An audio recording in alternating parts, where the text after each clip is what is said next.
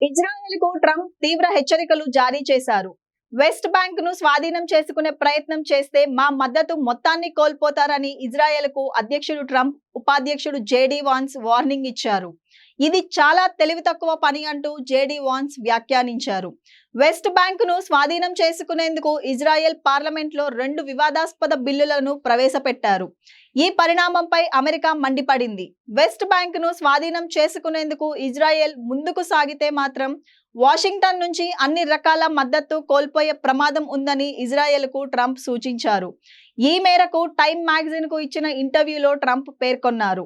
Israel చర్య ఆమోదయోగ్యం కాదని, గాజా శాంతి ఒప్పందం సమయంలో అరబ్ దేశాలకు తాను మాటిచ్చానని, ఇలాంటి సమయంలో వెస్ట్ బ్యాంకును స్వాధీనం చేసుకుంటే తాను ఇచ్చిన హామీలను ఉల్లంఘించడమే అవుతుందని చెప్పుకొచ్చారు. అయినా కూడా వెస్ట్ బ్యాంకును స్వాధీనం చేసుకుంటే మాత్రం ఊరుకునే పరిస్థితి ఉండదని, తాను ఇచ్చిన మాటను తప్పనని ట్రంప్ తేల్చి చెప్పారు.